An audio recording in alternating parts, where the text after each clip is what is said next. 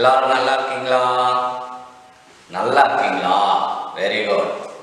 என்னப்பா நான் ரொம்ப நல்லா இருக்கேன். தேங்க்யூ. சரி, போன வகுப்புல நாம என்ன படிச்சோம் அப்படிங்கிறது ஞாபகம் இருக்குதா? உங்களுக்கு ஞாபகம் இருக்குதா? எதை பத்தி படிச்சோம்? ஆமா, மழை பெய்வதற்கு முன்னும் மழைக்கு பின்னும், மழை பெய்வதற்கு பின்பும் ஏற்பட்ட மாற்றங்களை பற்றி நாம படித்தோம். இரண்டாவது, ராகுலனுடைய தங்கச்சியும் மழை பெய்ததுக்கு அப்புறம் ஒழுகி செல்லக்கூடிய அந்த தண்ணீரில் காகித கப்பல் விட்டு விளையாடுறத நாம பார்த்தோம். அதுக்கப்புறம் ராகுலனுடைய அப்பா அவருக்கு ஏற்பட்ட மழைக்கால அனுபவத்தை பற்றி சொன்னார். அதை நம்ம கேட்டோம்.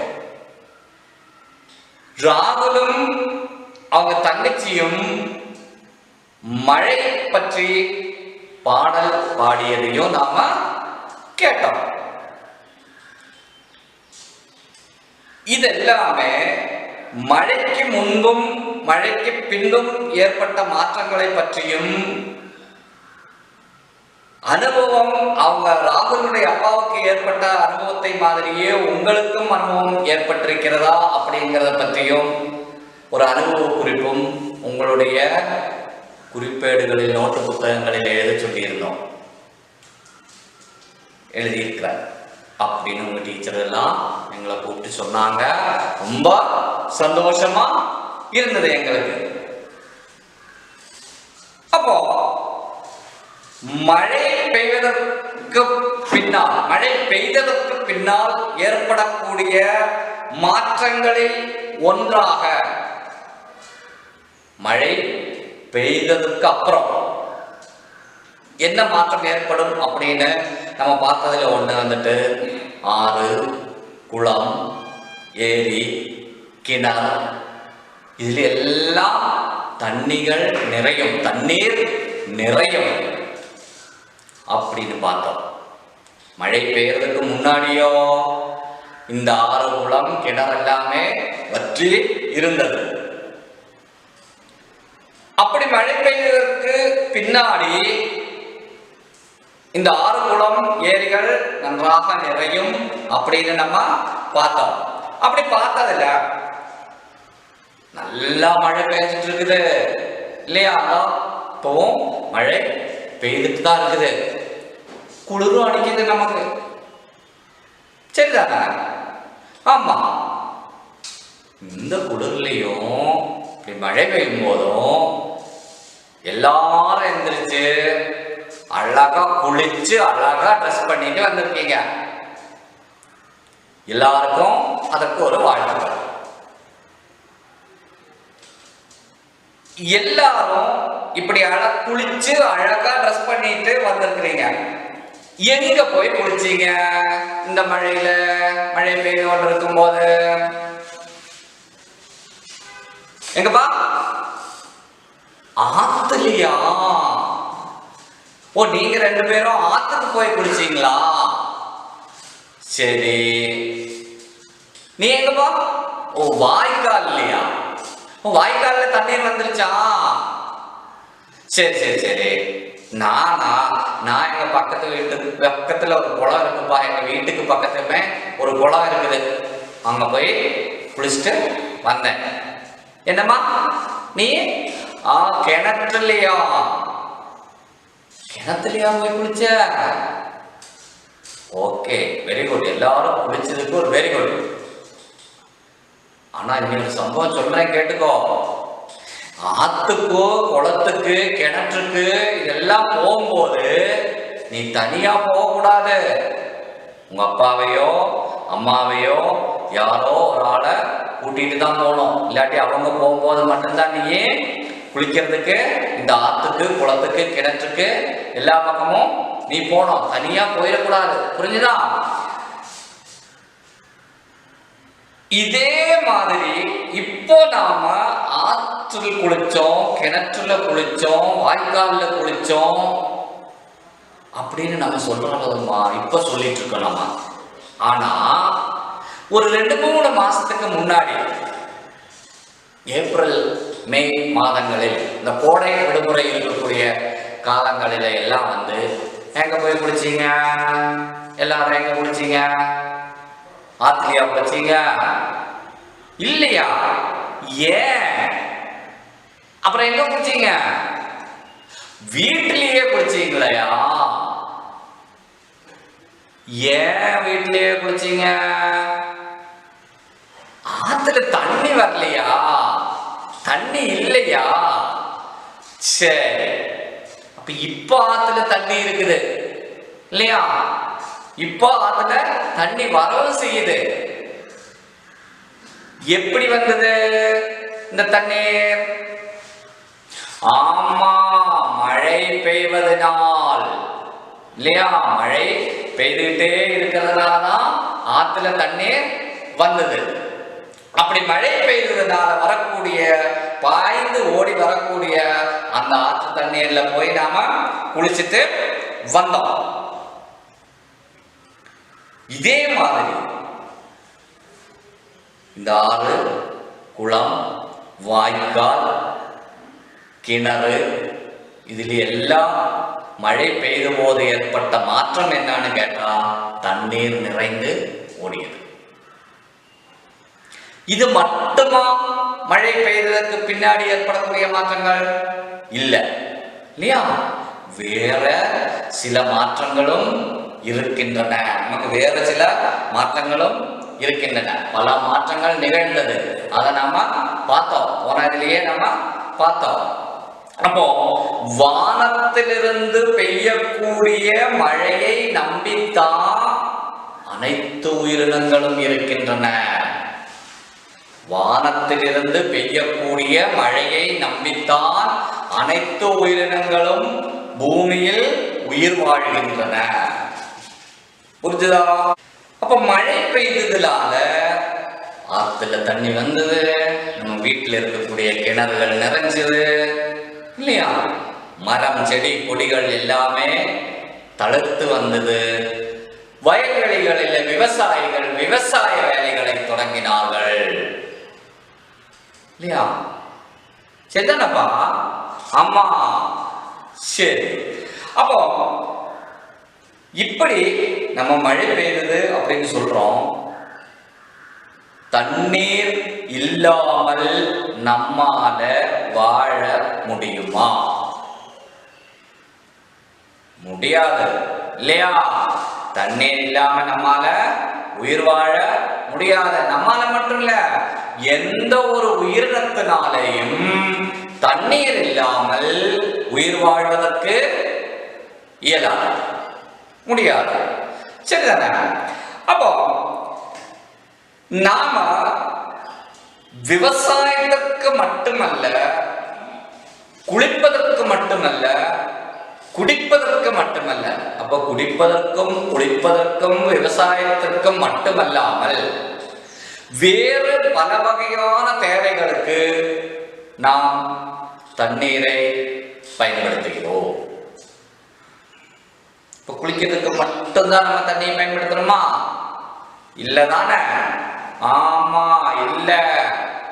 எதுப்பா? குடிக்கிறதுக்கு, அப்புறம் ஆமா சமையல் செய்யறதுக்கு. அப்போ இப்படி பல வகையான தேவைகளுக்கு நாம் தண்ணீரை பயன்படுத்துகிறோம். எந்த ஒரு உயிரினத்தினாலேயுமே தண்ணீர் இல்லாமல் உயிர் வாழ முடியாது. இப்படிப்பட்ட தண்ணீர் நமக்கு எங்கிருந்து கிடைக்கிறது? இப்படி நம் உயிர் வாழ்வதற்கு, நாம உயிர் வாழ்வதற்கு மிக முக்கியமான தேவையான தண்ணி நமக்கு எங்கிருந்து கிடைக்குது? எங்கிருந்துமா? பைப்புல இருந்தா? சரி, அப்புறம் கிணறிலிருந்து. வெரி குட், கிணற்றிலிருந்து கிடைக்கிறது. என்னப்பா? ஆமா, ஆத்துல இருந்து. சரிதான், வெரி குட். ஆத்துல இருந்து கிடைக்குது. எங்க இருந்துப்பா? ஏரி அப்படின்னு சொல்றான். ஏரியிலிருந்து கிடைக்கிறது. நமக்கு தண்ணீர் ஏரியிலிருந்து கிடைக்கிறது. அப்புறம் வாய்க்கால், வாய்க்காலில் இருந்து கிடைக்கிறது. அப்போ நமக்கு தண்ணீர் கிணற்றிலிருந்து, ஏரியிலிருந்து, வாய்க்காலிலிருந்து, ஆற்றிலிருந்து, குளத்திலிருந்து, அவன் சொன்ன மாதிரி பைப்புல இருந்து வருது இல்லையா? இங்க இருந்தா நமக்கு தண்ணி கிடைக்குது. இந்த நமக்கு கிடைக்கக்கூடிய தண்ணீரை, அதாவது இந்த ஆறு, குளம், இங்கிருந்தெல்லாம் கிடைக்கக்கூடிய தண்ணீரை நாம மோட்டார் வச்சு தொட்டிகள்ல நிரப்பி வச்சு, மோட்டார் பம்ப் பண்ணி நம்ம என்ன பண்றோம்? தொட்டியில நிறைச்சிடுறோம். தொட்டியை நிறைச்சி வச்சுட்டு பைப்பு வழியாக, குழாய் வழியாக நமக்கு தேவைக்கு தக்க மாதிரி நம்ம பயன்படுத்துறோம். புரிஞ்சுதா? அப்போ இப்போ நீ சொன்ன இந்த ஆறு, குளம், ஏரி, வாய்க்கால், கிணறு, இதுக்கெல்லாம் சேர்த்து மொத்தமா ஒரு பேர் இருக்குதுப்பா. பொதுவான ஒரு பேர் இருக்குது. ஆறு, குளம், கிணறு, இதுக்கு எல்லாத்துக்கும் சேர்த்து மொத்தமா பொதுவான ஒரு பேர் இருக்குது. என்னது? என்னதுப்பா? இல்ல. என்னது? இல்ல. சரி, பரவாயில்ல சார், சொல்லட்டுமா?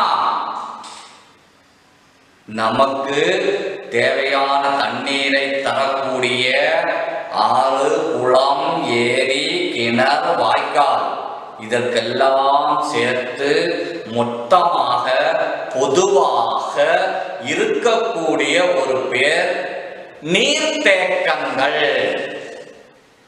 என்ன பேருப்பா? ஆமா, நீர்த்தேக்கங்கள். என்ன பேரு?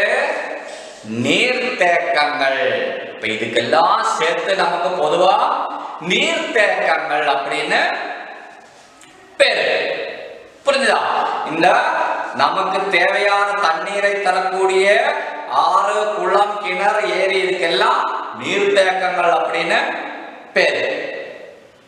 சரி, நம்ம சுற்றி எந்தெந்த நீர்த்தேக்கங்கள் இருக்குது அப்படின்னு சின்னதா ஒரு படம் நம்ம காட்டித்தரலாம். புரிஞ்சுதா? ஆமா, பார்த்துக்கோ. எந்தெல்லாம் நீர்த்தேக்கங்கள் இருக்குதுங்கிற படம் போடுவாங்க, நீ அதை பார்த்துக்கோ. சரியா?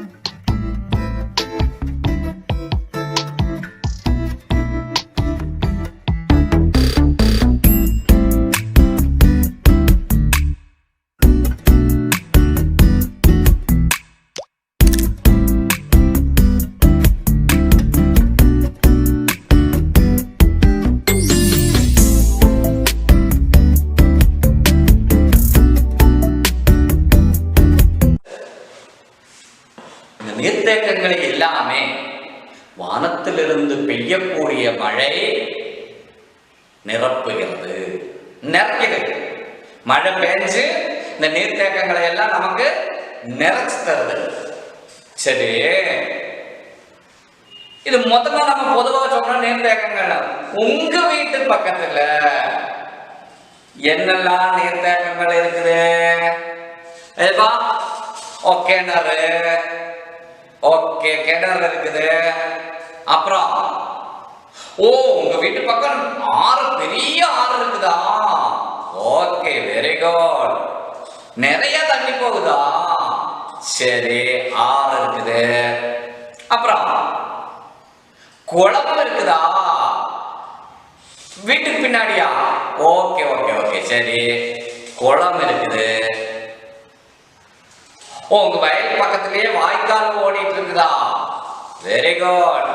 அப்போ உங்க வீட்டை சுற்றிலும், உங்க சுற்றுப்புறத்தை சுற்றிலும் இந்த மாதிரி நிறைய நீர்த்தேக்கங்கள் இருக்கு. சரிதானா? ஓகே. இந்த நீர்த்தேக்கங்களில மழை பெய்து தண்ணீரை நிறைச்சு வைக்குது அப்படின்னு நம்ம சொல்றோம். திரும்பவும் நம்ம அதை தான் சொல்றோம். மழை பெய்யுது, நீர்த்தேக்கங்கள்ல தண்ணி நிறைக்குது. மழை பெய்யுது, நீர்த்தேக்கங்களில தண்ணீர் நிறைகிறது அப்படின்னு. இந்த மழை எப்படிப்பா பெய்யுது அப்படின்னு நமக்கு தெரியணும் இல்லையா? ஆமா, தெரியணும். எப்படிப்பா மழை பெய்யுது? நம்ம குளம், குட்டை, ஏரிகள் இதெல்லாம் தண்ணீரால் நிறைக்கக்கூடிய மழை எப்படி பெய்யுது? வானத்திலிருந்தா, வானத்திலிருந்து பெய்யுது. அது சரிதான். ஆனா எப்படி பெய்கிறது அப்படின்னு பார்க்கணும். தெரியுமா? பரவாயில்ல, சார் சொல்லட்டுமா?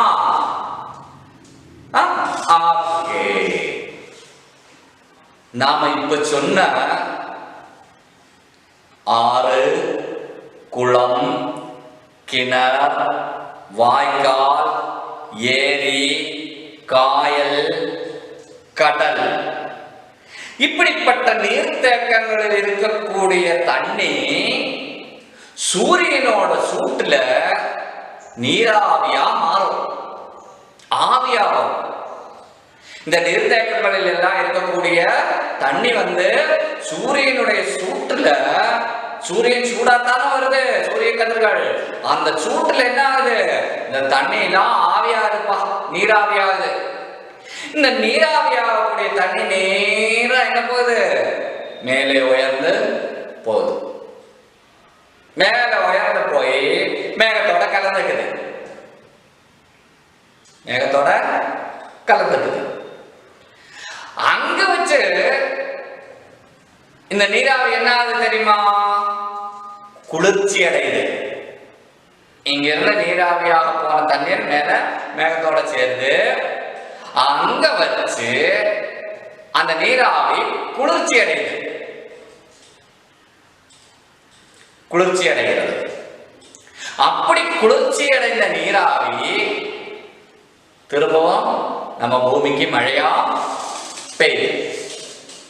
புரிஞ்சுதா? இப்ப மழை எப்படி பெய்யுதுன்னு புரிஞ்சுதா? புரிஞ்சுதா? சரி, இருந்தாலும் ஒரு தடவை கூட சொல்ல கேட்டுக்கோ. நீர்த்தேக்கங்களில் இருக்கக்கூடிய தண்ணீர் சூரியனுடைய சூட்டினால் ஆவியாகி, நீராவியாகி மேலே எழும்புகிறது. மேலே எழும்பி மேகத்தை சென்று சேர்கிறது. அப்படி மேகத்தை சென்று சேர்ந்த நீராவி அங்கு வைத்து குளிர்ச்சி அடைகிறது. குளிர்ந்த நீராவி திரும்பவும் மழையாக பெய்கிறது. இப்படி பெய்யக்கூடிய, மழையாக பெய்யக்கூடிய அந்த மழை நமக்கு பூமியை சேரும் போது மொத்தமா எல்லா மழையும் பூமியை எத்துறதில்லை, பூமிக்கு சேர்றதில்லை. பாதியில் வச்ச என்ன ஆகுது? பாதி மழை மறுபடியும் நீராவியாக மறுபடியும் மேல போயிருது. மேல இருந்து பெய்யக்கூடிய மழை முழுசா நம்ம பூமியை, நிலத்தை சேர்வதில்லை. பாதியில வச்சு மறுபடியும் நீராவியாகி மேலே போயிருது. மீதி இருக்கிற மழை தான் நம்ம பூமியில வந்து நிலத்தில் வந்து விழுது. அது ஒண்ணு. பாலைவன பகுதிகளில் பெய்யக்கூடிய மழைகளில் பெரும்பான்மையும், ஏன் முழுசான்னு கூட சொல்லலாம், நீராவியாக மேல போயிடும். அதனாலதான் பாலைவனம் வந்து வறண்ட பூமியா இருக்குது. தண்ணீரே இல்லாம வறண்ட பூமியாக காட்சி அளிக்கிறதுக்கு காரணம் அதுதான். பாலைவன பகுதிகளில் பெய்யக்கூடிய மழை நிலத்தை வந்து சேர்றதுக்கு முன்னாடியே மறுபடியும் நீராவியா மேல போகும். புரிஞ்சுதா? அப்ப மழை எப்படி பெய்யுதுன்னு புரிஞ்சுதா?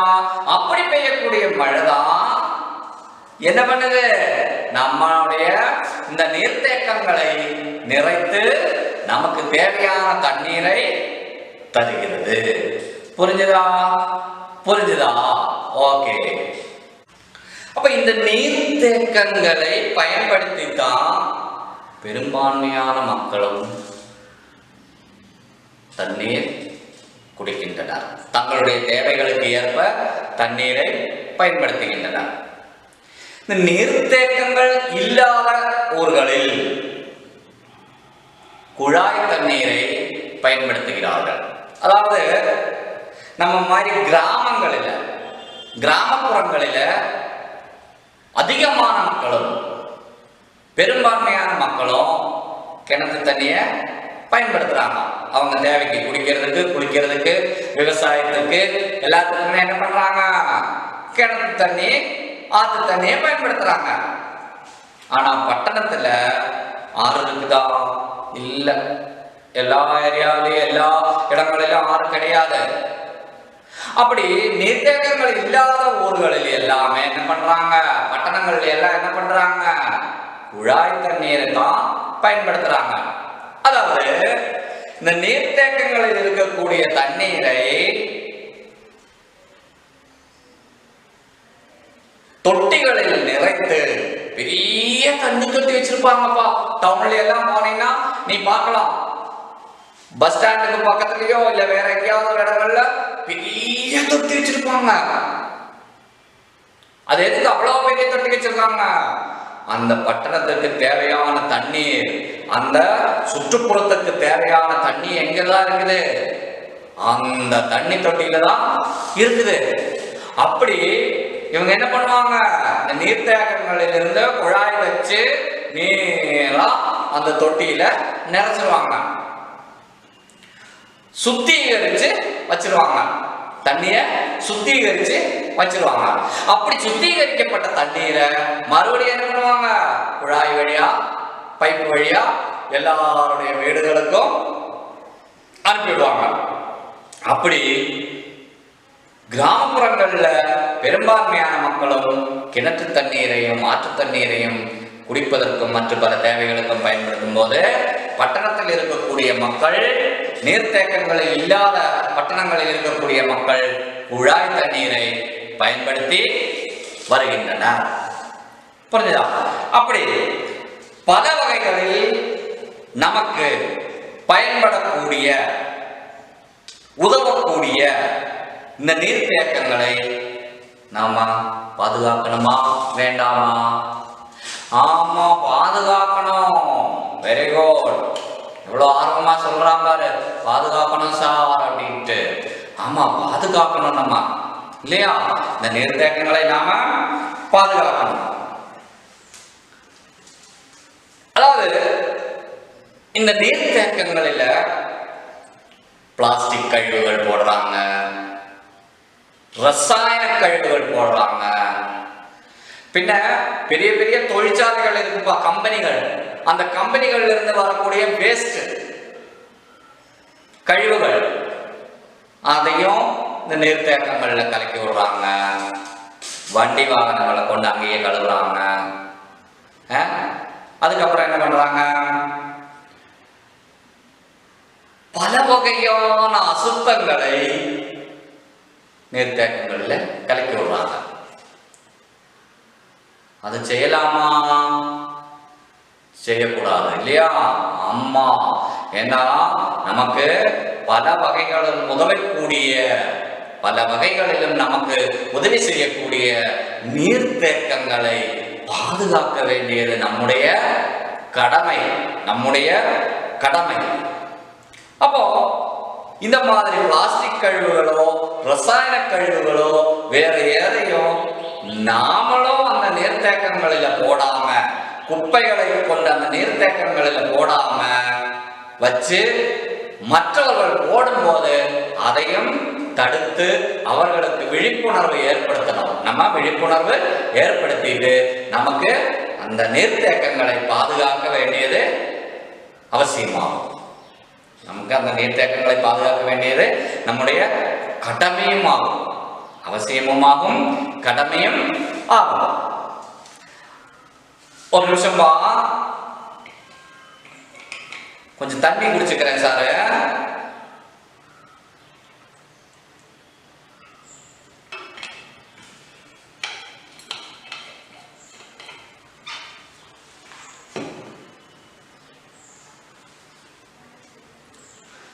தாகமா இருந்ததுப்பா, அதனாலதான் கொஞ்சம் தண்ணி குடிச்சேன்.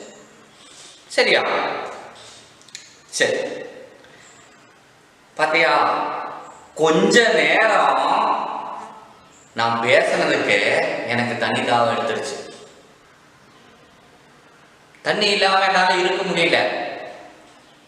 தண்ணி குடிச்சாதான் திரும்பவும் உங்கள்கிட்ட பேச முடியும் அப்படிங்கிற ஒரு சூழ்நிலைக்கு வந்துட்டேன் நான், இல்லையா?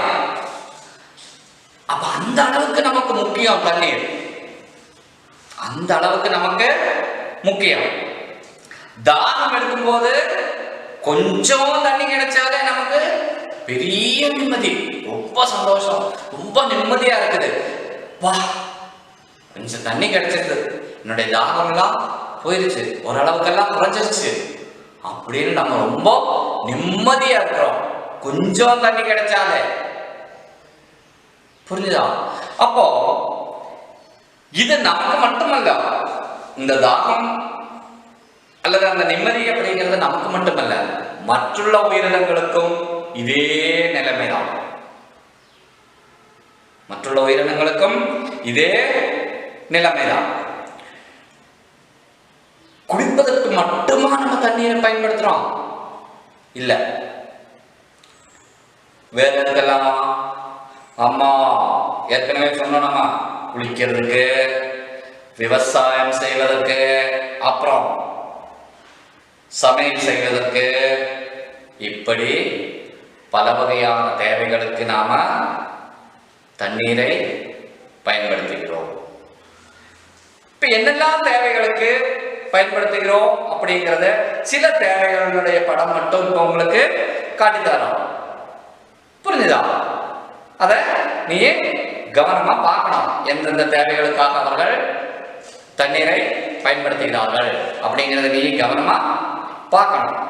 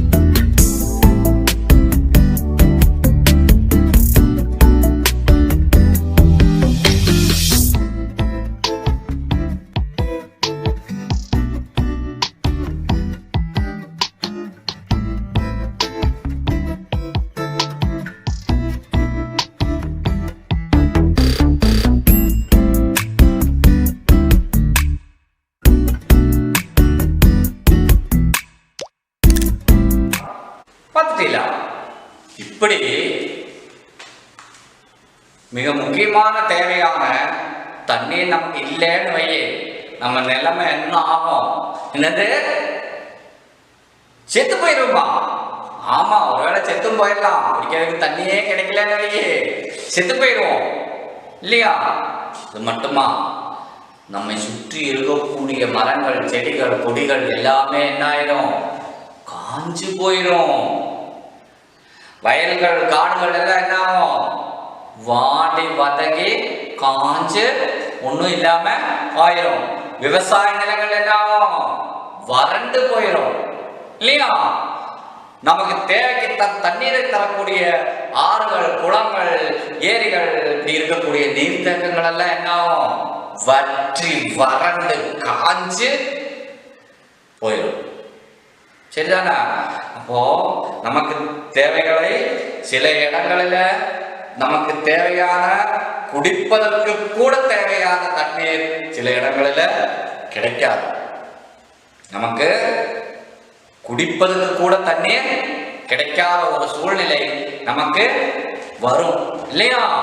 ஆமா, குடிக்கிறதுக்கு, அதாவது சொன்ன மாதிரி குடிக்கிறதுக்கே நமக்கு தண்ணி கிடைக்கலன்னா என்ன ஆயிரும்?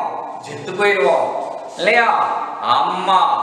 அப்படி இவ்வளவு முக்கியமான தண்ணீர் தரக்கூடிய நம்முடைய தேவைகளை நாம் உயிர் வாழ்வதற்கு, நாமும் மற்ற உள்ள பல உயிரினங்களும் உயிர் வாழ்வதற்கு தேவையான தண்ணீரை தரக்கூடிய நீர்த்தேக்கங்களை பாதுகாக்க வேண்டியது நம்முடைய கடமையாகும். நம்முடைய கடமையாகும்.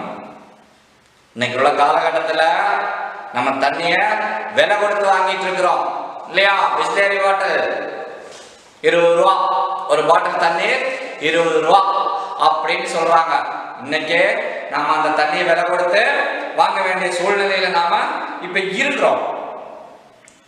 ஏன் இன்னைக்கு அந்த அளவுக்கு நம்ம தண்ணீரை விலை கொடுத்து குடிக்கிறதுக்கு தேவையான ஒரு பாட்டில் தண்ணியை நம்ம விலை கொடுத்து வாங்கக்கூடிய சூழ்நிலையை நம்ம இருக்கிறோம், வந்துட்டோம்? அந்த சூழ்நிலைக்கு ஏன் நம்ம வந்துட்டோம்? ஏன் அந்த சூழ்நிலைக்கு நாம் தள்ளப்பட்டுவிட்டோம் அப்படின்னு பார்த்தா, ஏற்கனவே இருந்த பல வகையான நீர்த்தேக்கங்களை இன்னைக்கு இல்லை. பல வகையான நீர்த்தேக்கங்களையும் நாம் பாதுகாக்க தவறிவிட்டோம். அந்த நமக்கு தேவையான தண்ணீர், ஏகப்பட்ட தண்ணீர் இருந்தப்போ இந்த நீர்த்தேக்கங்களை எல்லாம் நம்ம கண்டுக்கவே இல்லை. இருந்துட்டு போகுது, குளம் தானே இருந்துட்டு போகுது. குளத்துல இருந்து மண்ணை எடுத்தாங்க, வித்தாங்க. கடைசியில பார்த்தா என்ன பண்ணாங்க? மொத்தமா அந்த குளத்தை மூடி வச்சுட்டாங்க.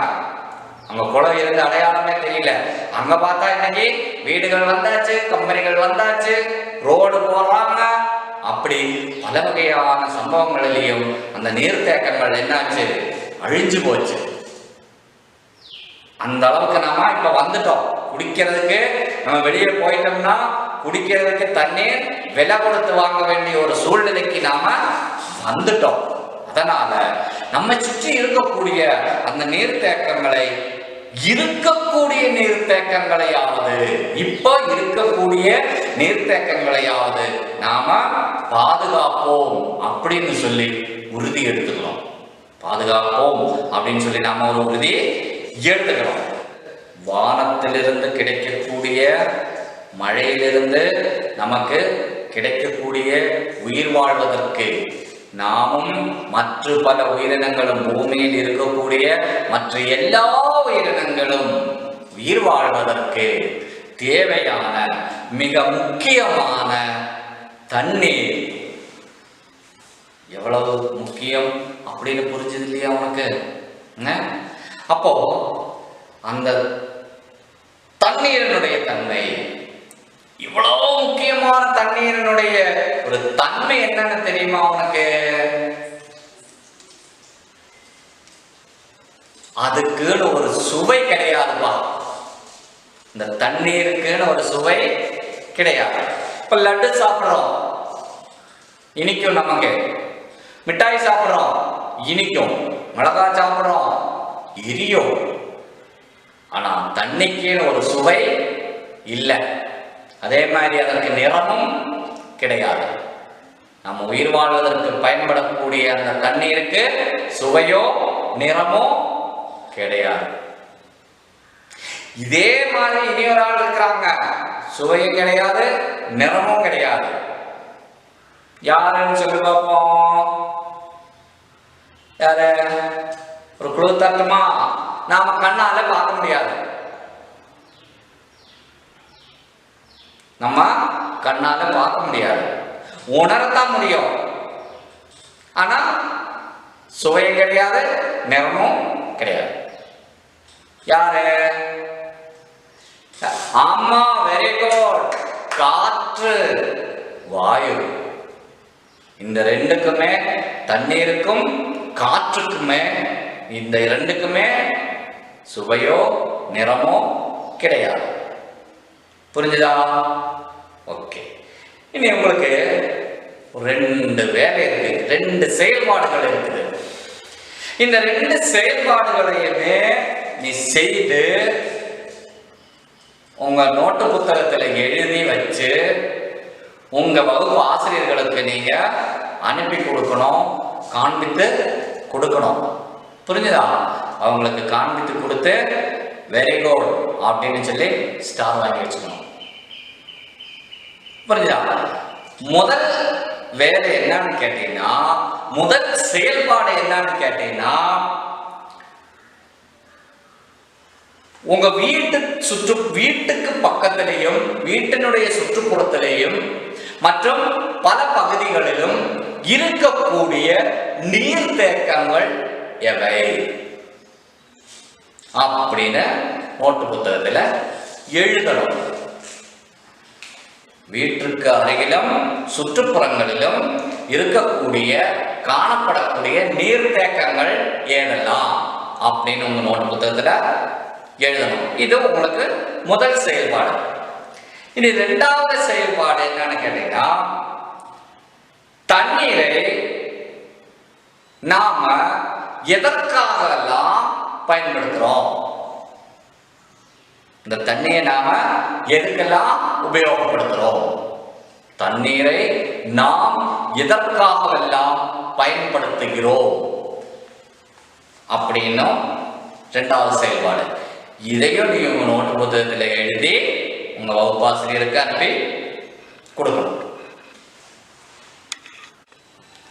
இரண்டாவது செயல்பாடு, தண்ணீரை நாம் எதற்காகவெல்லாம் பயன்படுத்துகிறோம், தண்ணிய நாம எதுக்கெல்லாம் உபயோகப்படுத்துறோம் அப்படிங்கிறதையும் உங்க நோட்டு புத்தகத்துல நீங்க எழுதணும். புரிஞ்சுதா? எழுதி உங்க வகுப்பாசிரியருக்கு அனுப்பி கொடுக்கணும். வெரி குட் அப்படின்னு நல்ல பிள்ளைங்க அப்படின்னு சொல்லி பேரலாம். ஓகேவா? சரிதானே? இனி ஒரு சின்ன விஷயங்கள் நான் உங்களுக்கு சொல்லித்தர போறேன். என்னன்னா, நம்முடைய கேரள மாநிலத்தில் மொத்தம் 44 நதிகள் உள்ளன. 44 நதிகள் இருக்குது. நம்ம கேரளாவில், கேரள மாநிலத்தில் மொத்தம் 44 நதிகள் இருக்குது. இந்த 44 நதிகளில் 41 நதிகளும் 41 நதிகளுமே மேற்கு நோக்கி பாய்கின்றன, மேற்கு நோக்கி ஒழுது கொண்டிருக்கக்கூடிய ஆறுகள். 3 நதிகள் மட்டும் கிழக்க பார்த்து ஒழுகுது, கிழக்க நோக்கி ஒழுகின்றன. அந்த 3 நதிகள் எதெல்லாம்னு கேட்டீங்கன்னா, ஒண்ணு பவானி, இரண்டாவது கபனி, மூன்றாவது பாம்பாறு. கிழக்கு நோக்கி ஒழுகக்கூடிய 3 நதிகள், ஒன்னு பவானி, இரண்டாவது கபனி, மூன்றாவது பாம்பாறு. புரிஞ்சுதா? மறக்க மாட்டீங்களா? இதுல இந்த 3 நதிகளில கபனி நதி கர்நாடக மாநிலத்துக்குள் சென்று சேருது. கர்நாடக மாநிலத்துக்குள்ள போகுது, பாய்ந்து ஒழுகி கர்நாடக மாநிலத்தை சென்று சேர்கிறது. பவானியும் பாம்பாரும் தமிழ்நாட்டுக்குள்ள போகுது. கபனி கர்நாடக மாநிலத்தை நோக்கி பாய்கிறது, பவானியும் பாம்பாரும் தமிழ் மாநிலத்துக்கு, தமிழ்நாட்டுக்குள்ள போகுது, தமிழ்நாட்டை நோக்கி பாய்கிறது. புரிஞ்சுதா? இனி கேரளாவில் இருக்கக்கூடிய மிகப்பெரிய நதி எதுன்னு தெரியுமா?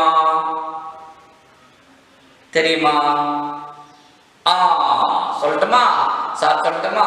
அந்த நதியில தான் கூடுதல் அணைக்கட்டுகளும் கட்டியிருக்கிறாங்க.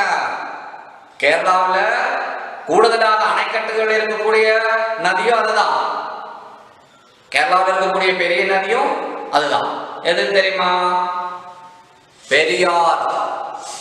எது? பெரியார். கேரளா மாநிலத்தில் மிகப்பெரிய நதி பெரியார். அதுலதான் கூடுதல் அணைக்கட்டுகளும் கட்டியிருக்கிறாங்க. இதே மாதிரி மிக சிறிய ஆறு இருக்குது. பெரிய ஆறு பார்த்துட்டோம். இனி கேரளாவில் இருக்கக்கூடிய மிக சிறிய ஆறு, சின்ன ஆறு எதுக்கு தெரியுமா? வடக்கு அற்றத்தில் இருக்குது. கேரளாவினுடைய வடக்கு அற்றத்தில் உள்ள ஆறு அது. எது தெரியுமா? தெரியலையா? பரவாயில்ல, சொல்லட்டுமா? மஞ்சேஸ்வரம் ஆறு. எந்த ஆறுப்பா? மஞ்சேஸ்வரம் ஆறு. கேரளாவில் இருக்கக்கூடிய மிகச்சிறிய ஆறு மஞ்சேஸ்வரம் ஆறு. கேரளா மாநிலத்தினுடைய வட அற்றத்தில் இருக்கிறது. வடக்கு பகுதியில் அற்றத்தில் இருக்கக்கூடிய சிறிய ஆறு. கேரளாவிலேயே சின்ன ஆறு அதான் மஞ்சேஸ்வரம் ஆறு. அடுத்தது கேரளாவினுடைய தென்னற்றத்தில் இருக்கக்கூடிய ஆறு எது தெரியுமா? தெற்கு பகுதியில் தென் அற்றத்தில் இருக்கக்கூடிய ஆறு எது தெரியுமா? நெய்யாறு. எதுப்பா? ஆமா, நெய்யாறு. மஞ்சேஸ்வரம் ஆறு காசர்கோடு மாவட்டத்தில் இருக்குது. நெய்யாறு திருவனந்தபுரம் மாவட்டத்தில் இருக்குது. புரிஞ்சுதா? மறக்க மாட்டேன் இல்லையா? மறக்க மாட்டியா? Very good. மறக்க கூடாது. மறக்காம இருக்கிறதுக்கு தானே சார் சொல்லி தரோம். அதனால இதெல்லாம் நல்லா படிச்சு மனசுல வச்சுக்கணும். நாம அடுத்த வகுப்புல பார்க்கலாம். பாய் குட்டீஸ். இரண்டாவது செயல்பாடு, தண்ணீரை நாம் எதற்காகவெல்லாம் பயன்படுத்துகிறோம்? தண்ணியை நாம எதுக்கெல்லாம் உபயோகப்படுத்துறோம் அப்படிங்கிறதையும் உங்களோட புத்தகத்துல நீங்க எழுதணும். புரிஞ்சுதா? எழுதி உங்க வகுப்பாசிரியருக்கு அனுப்பி கொடுக்கணும். வெரி குட் அப்படின்னு நல்ல பிள்ளைங்க அப்படின்னு சொல்லி பேர்வாங்க. ஓகேவா? சரிதானே? இனி ஒரு சின்ன விஷயங்கள் நான் உங்களுக்கு சொல்லித்தர போறேன். என்னன்னா, நம்முடைய கேரள மாநிலத்தில் மொத்தம் 44 நதிகள் உள்ளன. 44 நதிகள் இருக்குது. நம்ம கேரளாவில், கேரள மாநிலத்தில் மொத்தம் 44 நதிகள் இருக்குது. இந்த 44 நதிகளில் 41 நதிகளும் 41 நதிகளுமே மேற்கு நோக்கி பாய்கின்றன. மேற்கு நோக்கி ஒழுது கொண்டிருக்கக்கூடிய ஆறுகள்.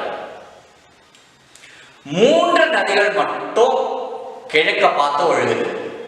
கிழக்கு நோக்கி ஒழுகின்றன. அந்த 3 நதிகள் எதெல்லாம்னு கேட்டீங்கன்னா, ஒண்ணு பவானி, இரண்டாவது கபனி, மூன்றாவது பாம்பாறு. கிழக்கு நோக்கி ஒழுகக்கூடிய 3 நதிகள், ஒன்னு பவானி, இரண்டாவது கபனி, மூன்றாவது பாம்பாறு. புரிஞ்சுதா? மறக்க மாட்டீங்களா? இதுல இந்த 3 நதிகளில் கபனி நதி கர்நாடக மாநிலத்திற்குள் சென்று சேருது. கர்நாடக மாநிலத்துக்குள்ள போகுது. பாய்ந்து ஒழுகி கர்நாடக மாநிலத்தை சென்று சேர்கிறது. பவானியும் பாம்பாறும் தமிழ்நாட்டுக்குள்ள போகுது. கபனி கர்நாடக மாநிலத்தை நோக்கி பாய்கிறது. பவானியும் பாம்பாறும் தமிழ் மாநிலத்துக்கு, தமிழ்நாட்டுக்குள்ள போகுது. தமிழ்நாட்டை நோக்கி பாய்கிறது. புரிஞ்சுதா? இனி கேரளாவில் இருக்கக்கூடிய மிகப்பெரிய நதி எதுன்னு தெரியுமா? தெரியுமா? சொல்லட்டுமா சார்? சொல்லட்டுமா? அந்த நதியில தான் கூடுதல் அணைக்கட்டுகளும் கட்டியிருக்கிறாங்க. கேரளாவில் கூடுதலாக அணைக்கட்டுகள் இருக்கக்கூடிய நதியும் அதுதான். கேரளாவில் இருக்கக்கூடிய பெரிய நதியும் அதுதான். எது தெரியுமா? பெரியார். எது? பெரியார். கேரளா மாநிலத்தில் மிகப்பெரிய நதி பெரியார். அதுலதான் கூடுதல் அணைக்கட்டுகளும் கட்டியிருக்கிறாங்க. இதே மாதிரி மிக சிறிய ஆறு இருக்குது. பெரிய ஆறு பார்த்துட்டோம். இனி கேரளாவில் இருக்கக்கூடிய மிக சிறிய ஆறு, சின்ன ஆறு எதுன்னு தெரியுமா? வடக்கு அற்றத்தில் இருக்குது. கேரளாவினுடைய வடக்கு அற்றத்தில் உள்ள ஆறு அது. எது தெரியுமா? தெரியலையா? பரவாயில்ல சார், சொல்லட்டுமா? மஞ்சேஸ்வரம் ஆறு. எந்த ஆறுப்பா? மஞ்சேஸ்வரம் ஆறு. கேரளாவில் இருக்கக்கூடிய மிகச்சிறிய ஆறு மஞ்சேஸ்வரம் ஆறு. கேரளா மாநிலத்தினுடைய வட அற்றத்தில் இருக்கிறது. வடக்கு பகுதியில் அற்றத்தில் இருக்கக்கூடிய சிறிய ஆறு, கேரளாவிலேயே சின்ன ஆறு அதான் மஞ்சேஸ்வரம் ஆறு. அடுத்தது கேரளாவினுடைய தென்னற்றத்தில் இருக்கக்கூடிய ஆறு எது தெரியுமா? தெற்கு பகுதியில் தென் அற்றத்தில் இருக்கக்கூடிய ஆறு எது தெரியுமா? நெய்யாறு. எதுப்பா? ஆமா, நெய்யாறு. மஞ்சேஸ்வரம் ஆறு காசர்கோடு மாவட்டத்தில் இருக்குது. நெய்யாறு திருவனந்தபுரம் மாவட்டத்தில் இருக்குது. புரிஞ்சுதா? மறக்க மாட்டே இல்லையா? மறக்க மாட்டியா? Very good. மறக்க கூடாது. மறக்காம இருக்கிறதுக்கு தானே சார் சொல்லி தரோம். அதனால இதையெல்லாம் நல்லா படிச்சு மனசுல வச்சுக்கணும். நாம அடுத்த வகுப்புல